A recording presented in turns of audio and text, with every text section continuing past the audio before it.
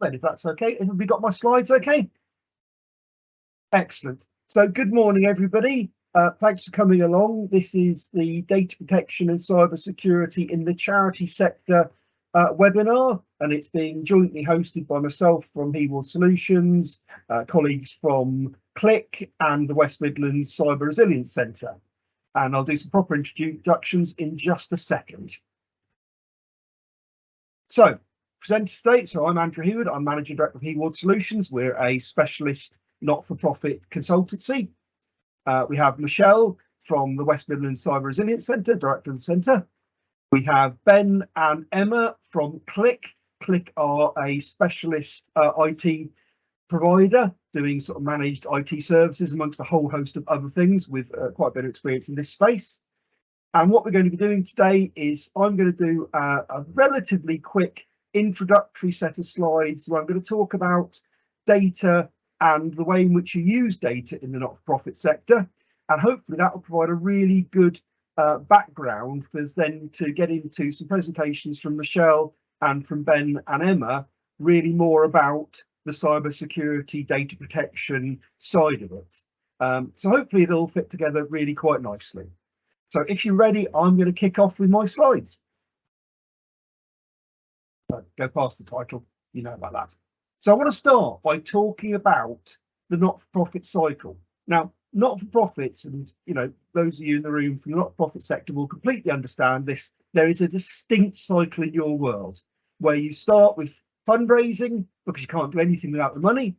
You then get into all the excitement of delivering things and actually making a difference. That's what you exist to do.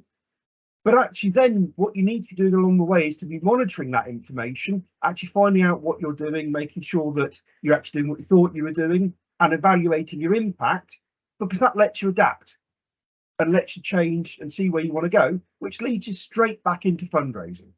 And that's really the kind of cycle of life of most not-for-profits. Now, that's important. We'll set the scene to what we're going to talk about as we go along, I think.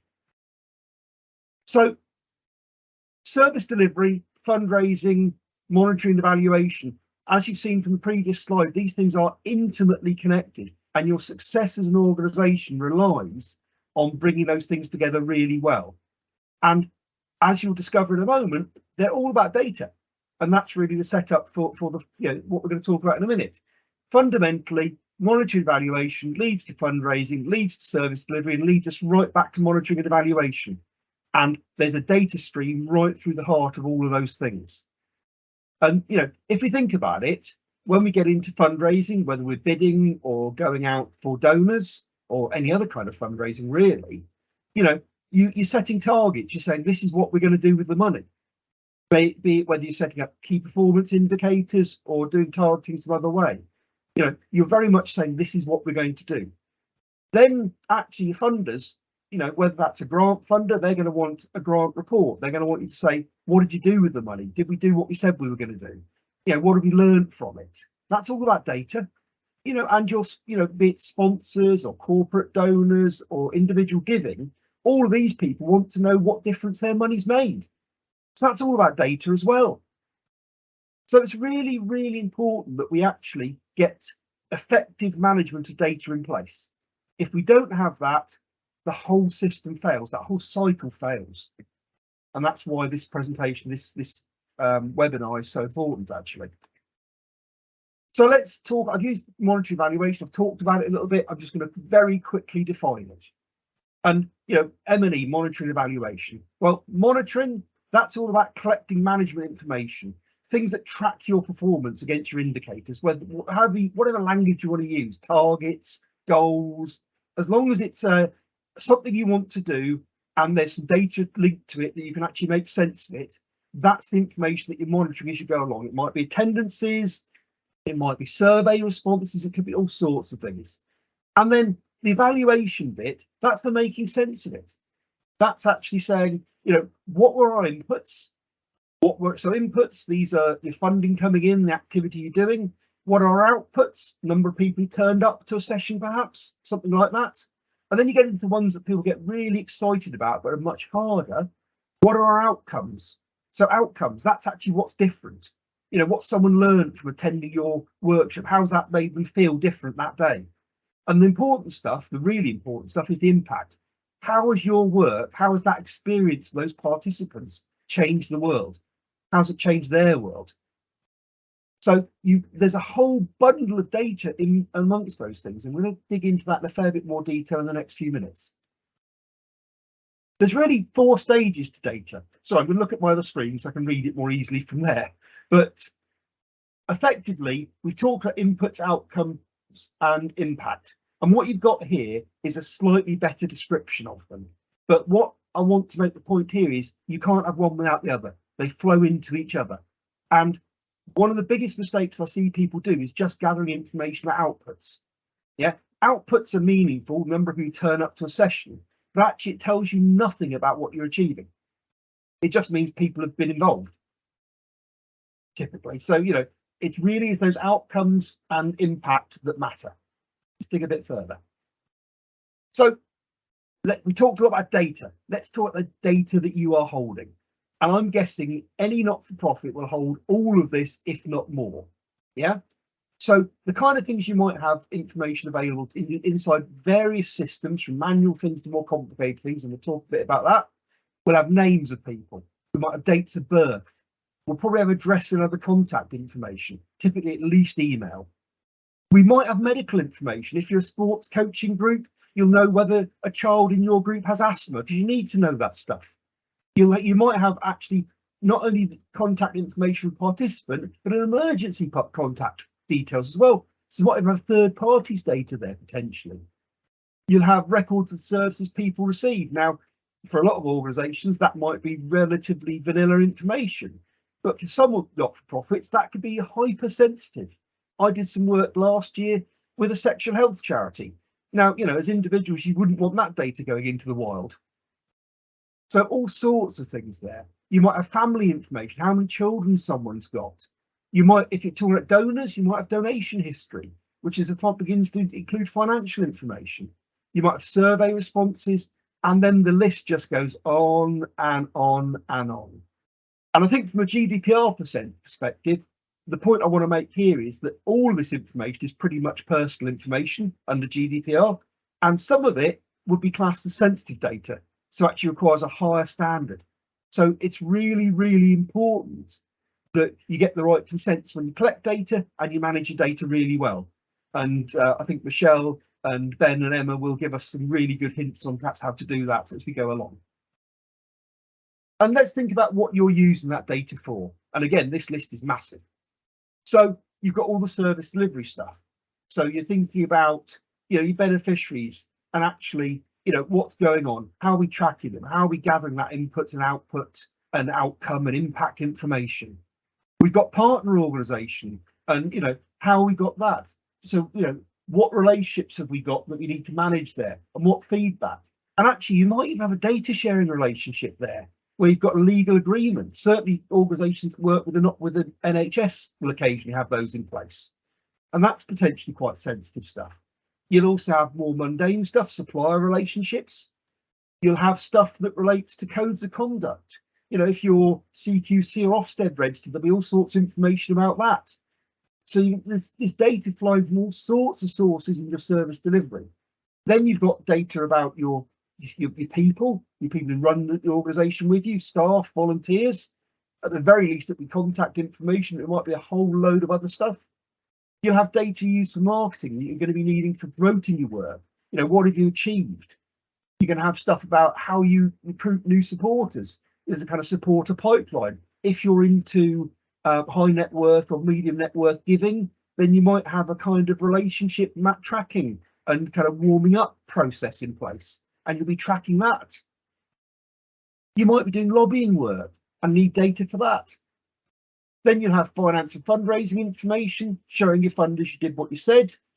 And you're going to be, so really, really important data from my perspective is everything you collect. How do you use that to make the case to other funders? Because a really good grant bid isn't just about, oh, we do lovely things, but it's about proving that with hard numbers. And then finally, we've got monetary evaluation stuff, collecting people's views, preparing internal and external reports. You know, are you preparing reports for your trustees? That'll have all sorts of data tied up with it, I suspect. Are you reporting to external bodies? And are you involved in research and learning? Are you working with a local university? Are you doing something properly academic? Or are you just kind of reporting into your sector and producing pieces for magazines and things? All of this requires data. All of this data flows into. So there's so much in your world that's about data. And then we get into storing data. And I'll pick up this one a bit more, but there are lots of places you find this information. It could be in a CRM system, a customer relationship management system. You might be using Beacon or Donify or one of those sorts of bits of software. Or you might be using, old-fashioned Excel or Google Sheets, and that might be stored in a whole load of different places. It could be, online, but it could also be on a server. It could be sat on your laptop. It could be in all sorts of places. Or you might be doing it old school and just have, sheets of paper. It's amazing how many organizations have a folder with a whole load of information about their participants just sat on a shelf. Where are you keeping that? Is it the filing cabinet? Is it the cardboard box? Is it locked and secured? Yeah, all that sort of thing.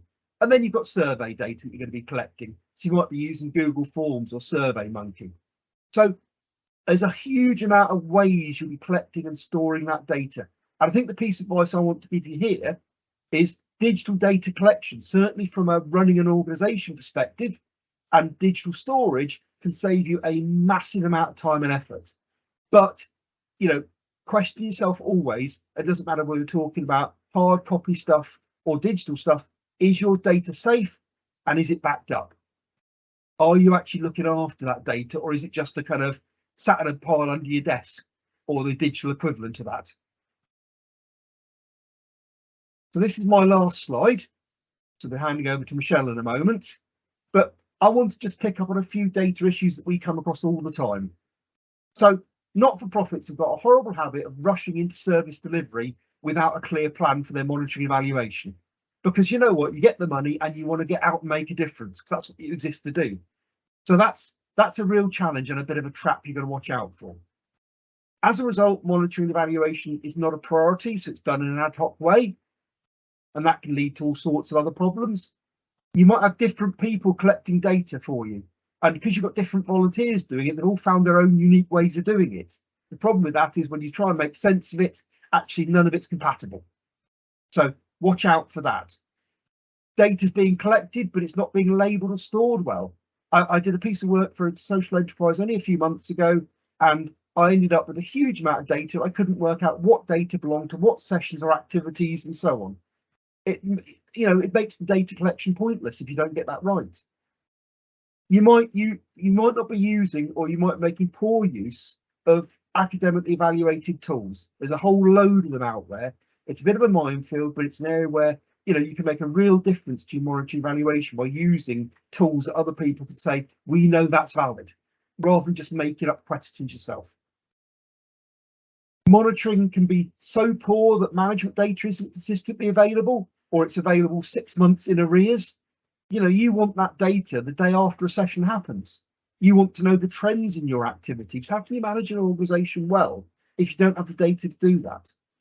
And then finally, you're not using that data to shore up and support your bids and your funding process. And that's really, really important as well. So hopefully what I've done in the last few minutes is just give a real setting as to how data is being used in the not-for-profit sector and how that all fits together. And I'm hopeful that Michelle and Ben will now, and Emma, will kind of pick up on that and tell us some really exciting stuff about how you can do it in a safer and more effective way. I'm going to drop my slides and I'll let Michelle share hers. Good morning, everybody. Hopefully my slides will appear very shortly. My internet seems to be on a slight go slow and I get the wheel of doom. So I'll ask somebody to give me a thumbs up shortly just to make sure. Yep, wonderful. She says. It's appearing my end. Sorry for the delay there.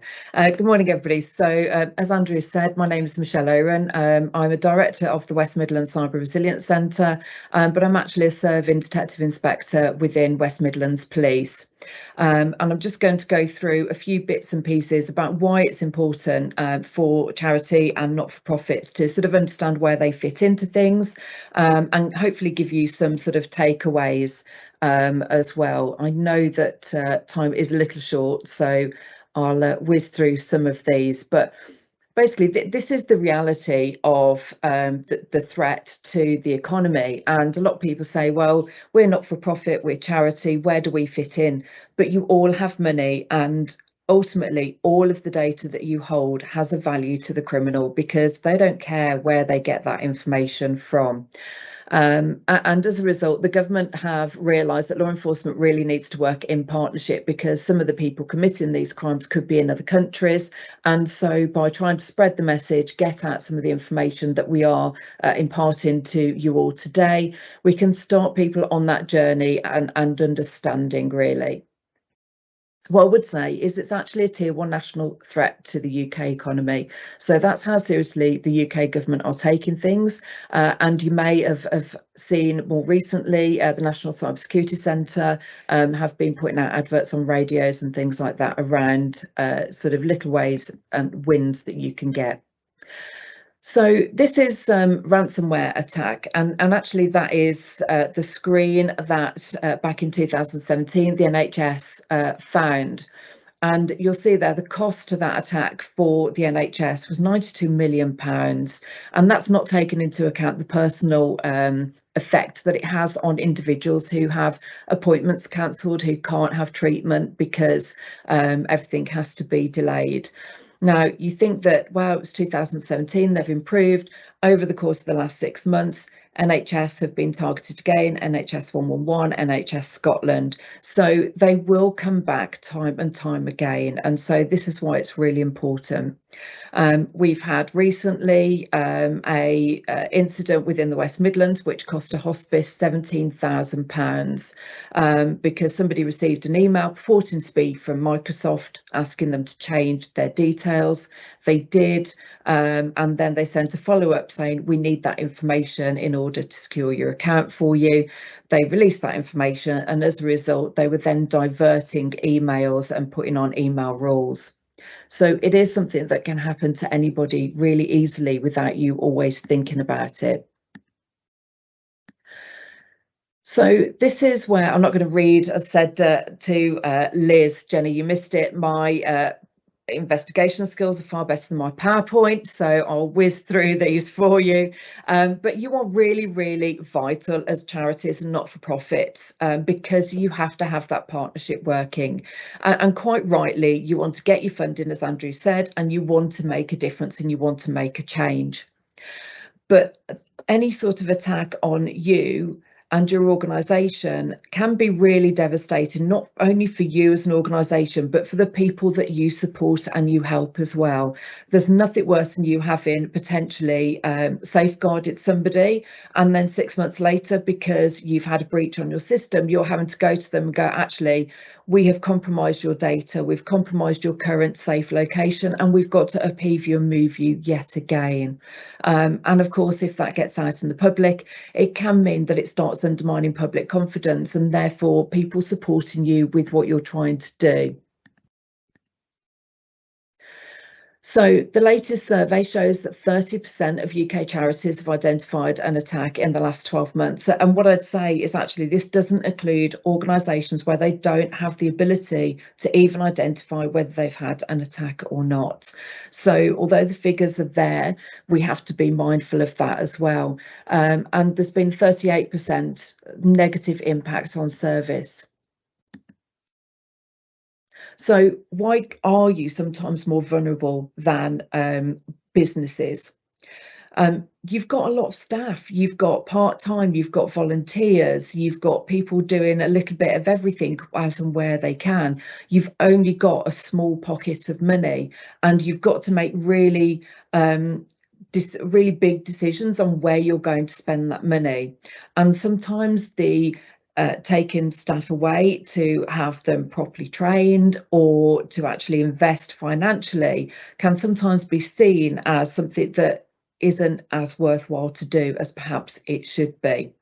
And quite often charities particularly tend to have staff using their own IT. But as I said to you earlier, people will quite happily take advantage of public generosity. They will jump on any bandwagon. You know, we saw it during COVID.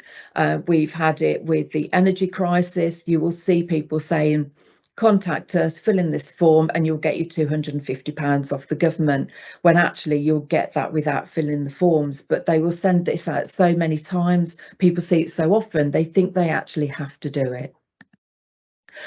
So, you know, we move into sort of what can you do, because there are some really great quick wins. And I'm sure this is something that Ben and Emma will also talk to you about, but your human person is your first line of defence, because 95% of phishing attacks, which are the most common form of attack we see, are actually successful due to the human error.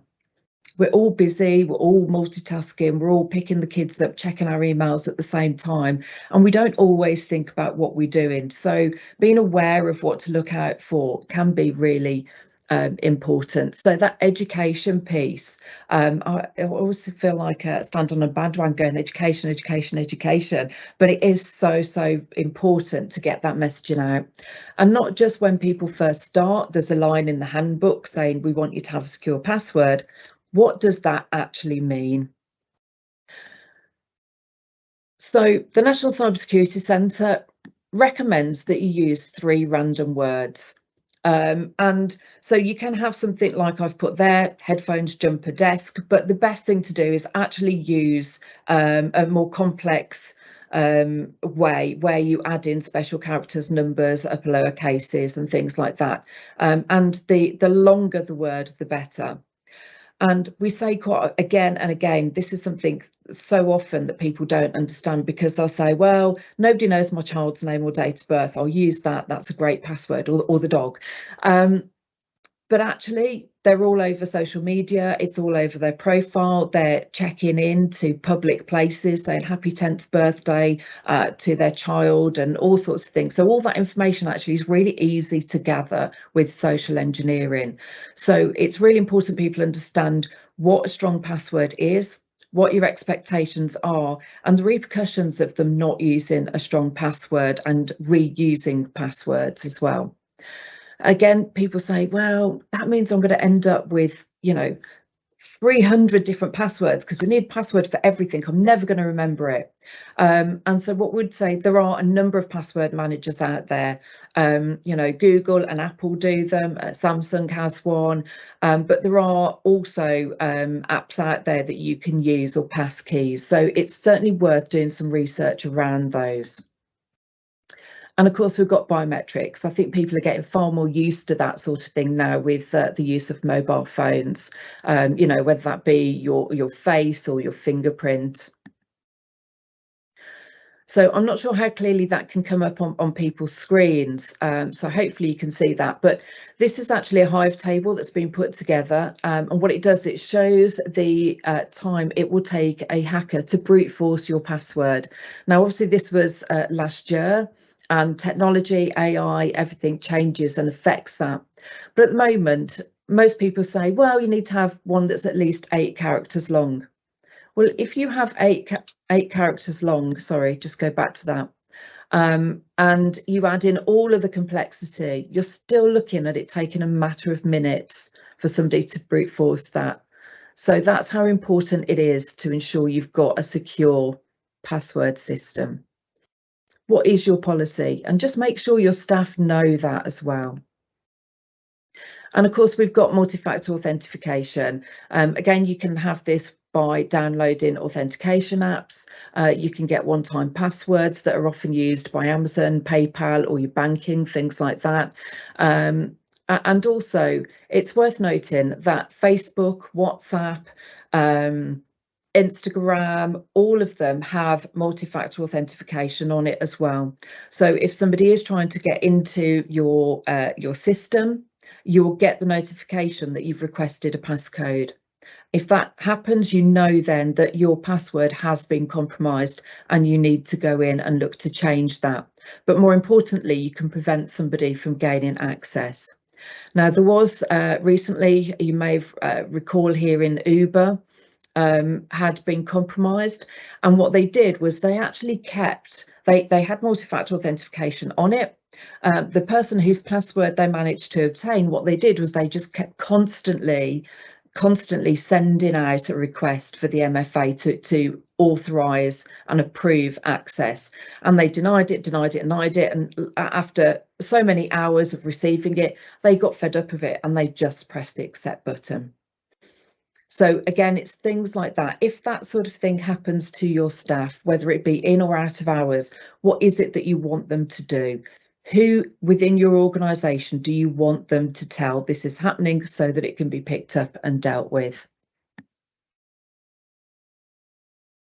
And, you know, these are just other, you know, sort of solutions and things that you think about, you know, making sure that your data's backed up. Administrative passwords, only make sure that the people who have them need them. If you have to allow somebody extra access for a particular reason, make sure that you remove that as soon as that necessity for access is finished with. Business continuity plans are so important. There's probably about a third of businesses that have a continuity plan. You know, if you turn up tomorrow morning and you turn on your computer and it very much is a case of computer says no, what are you going to do? Who are you going to contact? How are you going to get in touch with those people if everything that you store is within your computer that you can't now access? So robust business continuity planning that's printed off, that's available for people is really important. And one thing I would say is, I know some of you on the system aren't within the West Midlands, but there are 9 cyber resilience centres around the UK. And we all have a sort of free scheme where you can, I'll go on to talk more about who we are and what we do, but we basically offer advice and guidance that's direct from the government National Cyber Security Centre, and we will give as much as we can to businesses for free. So we have continuity planning templates we can send you out. In fact, let me just move over to the next slide. So as I said, it's been set up by the government. Thanks, Liz. I'll direct you to your nearest one. I'll need to check. I think that's the South East. And Chris there is really lovely, so I can recommend you to him. So we've got a specific charity guide that we can send out. We've got all sorts of toolkits, advice and guidance. And we can actually offer you 30-minute consultation free to discuss your individual organisation's needs and requirements, just to help you on that journey.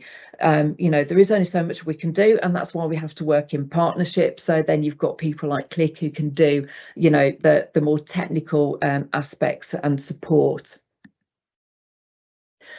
We also help talk about cyber essentials, and this is a government standard that helps make businesses more resilient against cyber attacks, and it's supported by industry experts. And recently there was a Charity Today publication where there was a call for charities to consider cyber essentials.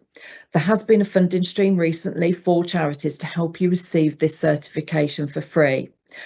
Due to the volume of uptake they've had, it has been put on hold, but there is likely to be another funded programme coming up at some point soon as well. So it's certainly something to keep your eye out on, so that you can take advantage of that funding when it comes available. And we've been working closely with a women's charity within the Midlands, alongside one of our Cyber Essential partners, who help them achieve the accreditation while we support their annual training programme. And I thought this was quite useful. It's a lengthy quote. You can have access to all of these slides, which is why there's so much information on them. They wouldn't make much sense in bullet points for you. But I just thought it was really important here. One of the things that she says is, you know, we were worrying, was this taking us away from what we do? But reflecting, what she says is, how wrong could I be? Because information in the wrong hands brings significant risk and could cost lives. So I'll let you sort of have a read of that and have access to that. You'll be glad to hear you're coming to the end of my bit, so I can hand over swiftly to Ben. But there are some useful sort of contacts and information on there around how you can report phishing emails or scammed.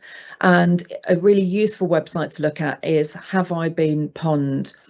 You can actually put in your email accounts, whether they be personal or business, and it will tell you whether you've been subjected to a breach. If so, when that breach was, and the data that's likely to have been taken as a result of that breach. So that's a really useful one for you to have a look at. And I'm more than happy if people want to contact me afterwards just to explain a few other bits and pieces around that, because I know we're very short of time. So thank you very much. Hopefully, you won't let me stop sharing. There we are. Lost the button. Lost the button for a moment. I'll get up my slide deck. There you go. Thank you so much for bearing with me. I think I ran very slightly over. Oh, I hope for time, okay. Hi, so everyone, I'm Benjamin from Clyk. In essence, in one sentence, we are your IT department outsourced. So all the wonderful stuff that Andrew and Michelle have spoken about, we manage that for you. So in terms of like your charity's data, to where that data is stored, to how it's backed up, what we do with that data, who has access to whichever data there is, from the human element, the risks, the more traditional sort of antivirus, anti-malware. In essence, we are your IT department outsourced. So starting sort of right at the beginning is obviously Andrew covered that there's a hell of a lot of data charities hold, and it's very diverse, and it's from many different sources and systems, and it's about pulling all that data together and centralizing it. So there's like a two-pronged approach to that. You've basically got to centralize all that data, and then once that data is centralized, then you've got to build in your hierarchy and your data structure. So you've got to decide, right, who needs access to what data within that company. So generally, they have like managers, maybe accounts teams, HR, etc.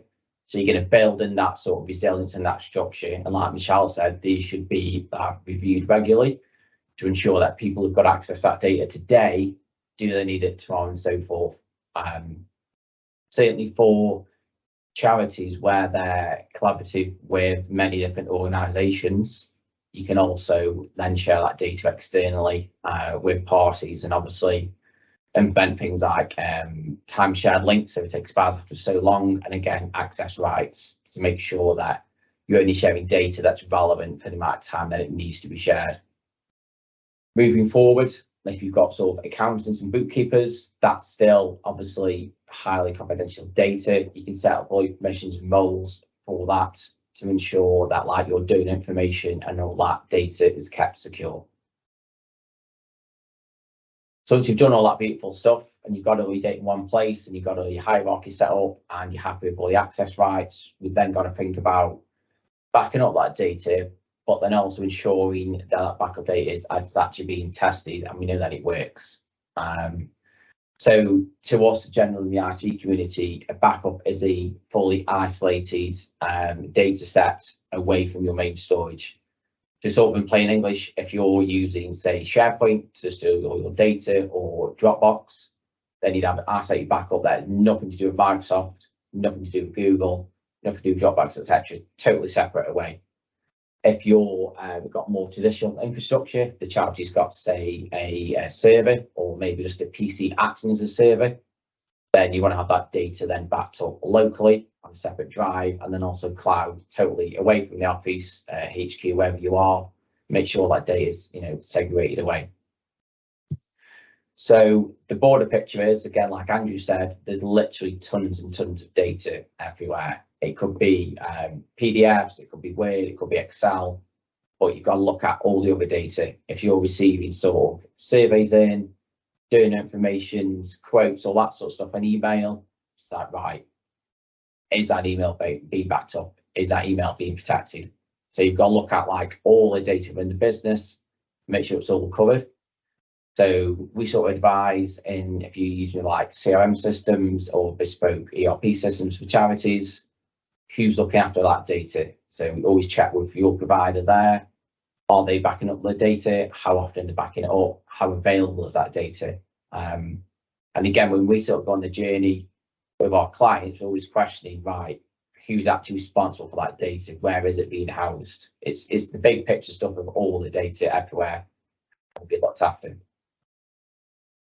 So once all that data is actually backed up, it needs to be then tested on a regular basis. A backup procedure is amazing, it's all well and good, but a backup is literally only as good as the last time it's actually been tested. What you don't want to do is wait for an incident to happen where it could be a hack attack, or it could just be, oh, someone's deleted the file just totally by mistake, you know, non-maliciously. They go, all right, my backups don't work, my drive failed 6 months ago, or like the cloud key expired, something like that. So as a rule for, like, say, our managed clients and managed charities, we'd ensure we're testing these backups at least monthly to ensure when the worst happens, because we do actually use the backups fairly regularly, unfortunately. When the worst does happen, you've got these backups to rely on. Endpoint security, putting it very simply, an endpoint is literally all the devices within your building. So it's the last point that you physically work on. So it could be PCs, laptops, servers, mobile devices.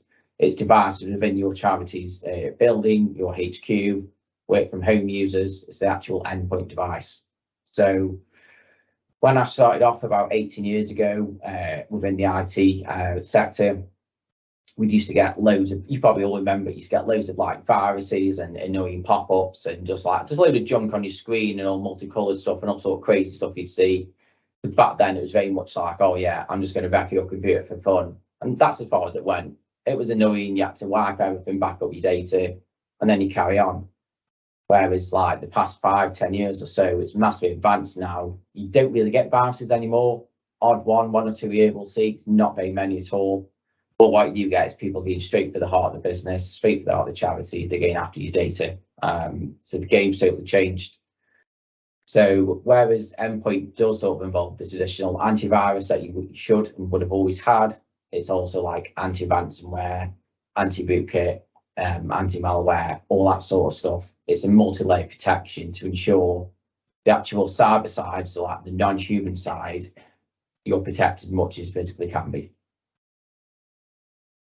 Other important factors to consider is firewall. So the human risk element comes in with firewall, where people are working from sort of remote locations, they're working from home, and obviously businesses can't have the amount of control over people's home networks as they can. So obviously we work with quite a few charities, and like Andrew said, they have a lot of staff coming and going. They have a lot of work from home staff. They have someone who brings your own laptop in twice a week, and it's how to manage those risks where you can't directly say, oh yeah, you have to do X, Y, and Z, because you're going to prohibit the amount of volunteers and like really high the barriers of people coming to want to work for that charity or volunteer for that charity.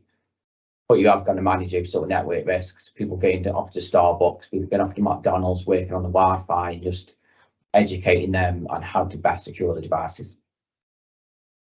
And then now I'll pass you over to Emma to talk about the human risk side.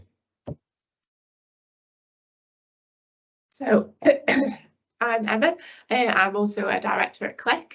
So the biggest sort of threat to cybersecurity in any business or charity is the people, because mistakes or carelessness can create weaknesses that hackers just exploit. Employers may use like weak passwords, like we've already heard, they fall for phishing scams, they visit risky websites, and they use unsecured devices or networks.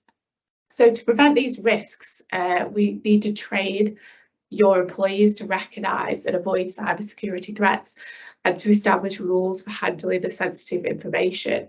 So what action would you take if you noticed a sudden increase in phishing emails arriving in your employees' inboxes? And for many businesses, one of the first thoughts is to just delete it. They may tell their colleagues about it, and they may have a refresher about phishing emails from management. But the problem is the information's quickly forgotten amongst all the day-to-day noise, and attacks are on the rise due to AI, and they're becoming so much more sophisticated and targeted than ever before. So how can you truly protect your business and your charity? By the best practice is to engage in regular staff training.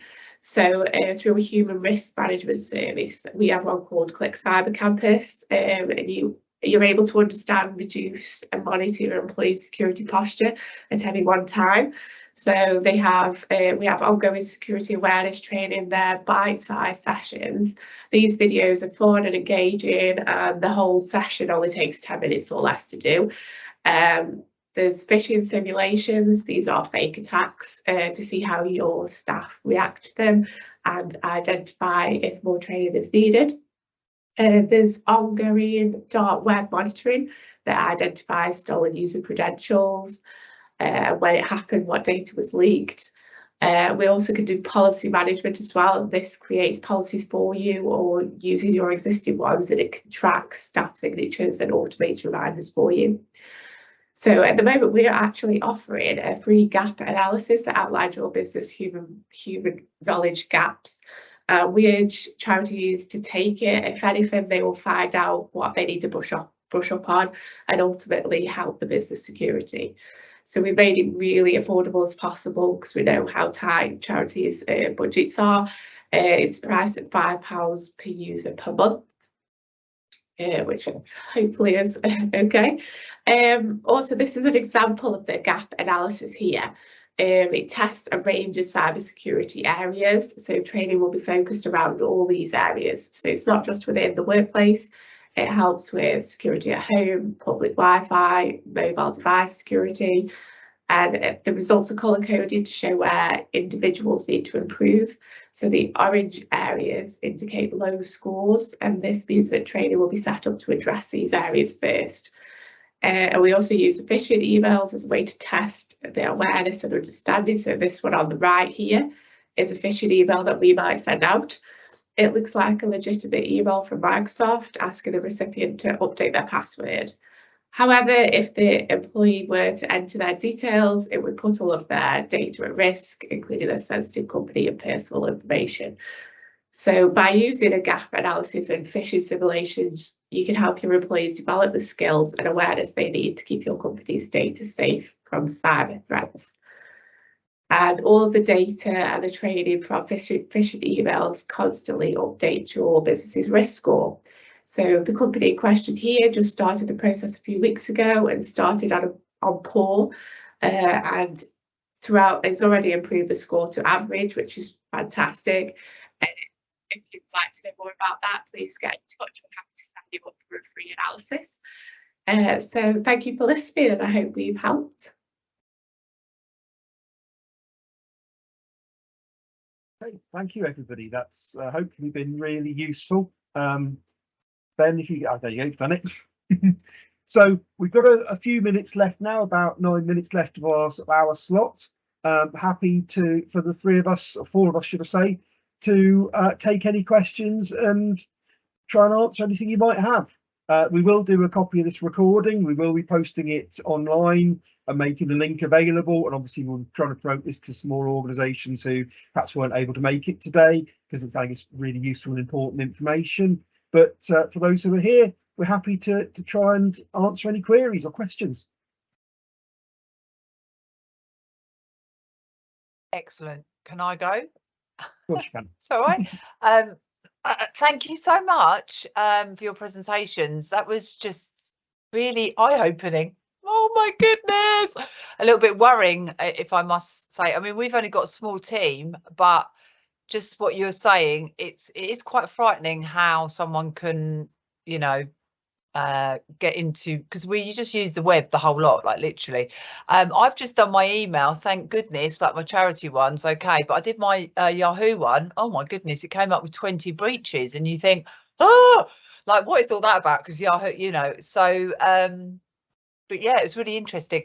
Thank you for sending that, Michelle, to me. I'm going to have a word actually, and I'm going to get my EA to have a little look at it, and maybe have an Ben and sorry, oh my goodness, Emma, sorry, it's because you're not on the screen as in your name, but thank you for that. I will definitely take you up on the free analysis and things like that, and have a chat with you. I mean, we have got an IT company that we use, which is local, but it will prompt me to go and have a chat with him as well to see, because he has set up a lot of stuff that you were talking about, but I want to ensure that we are, because we're growing, as Andrew knows. You know, we are a local charity, but it is growing, and we've now got a partnership with the NHS where we will be dealing with a lot of data, and they are obviously, you know, in the Essex area.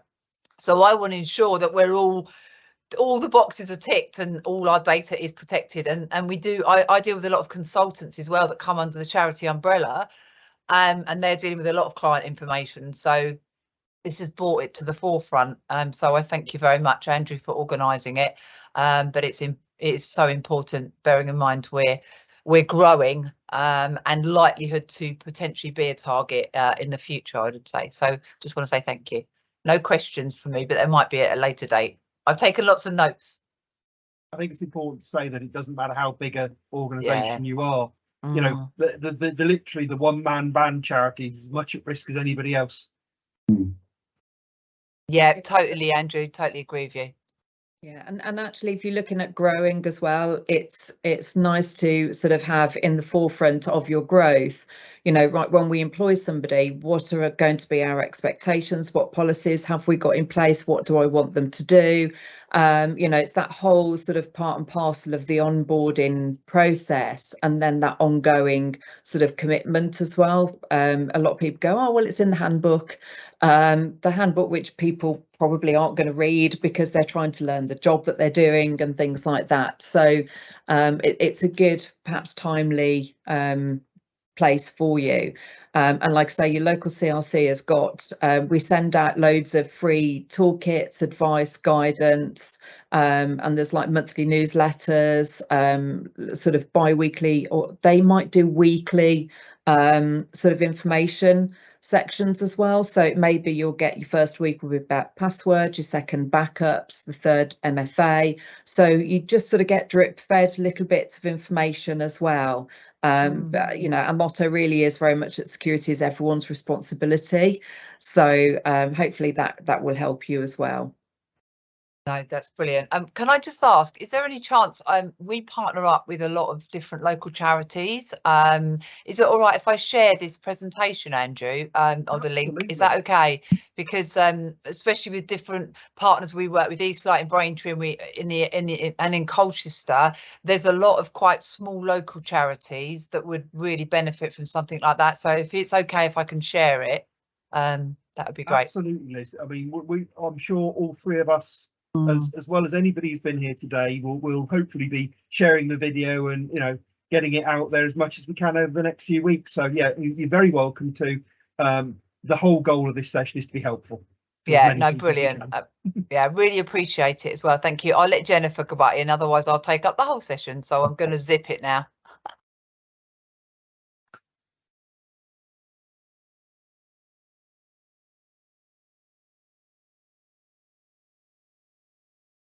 Jennifer, is there anything we can do to, you got any questions?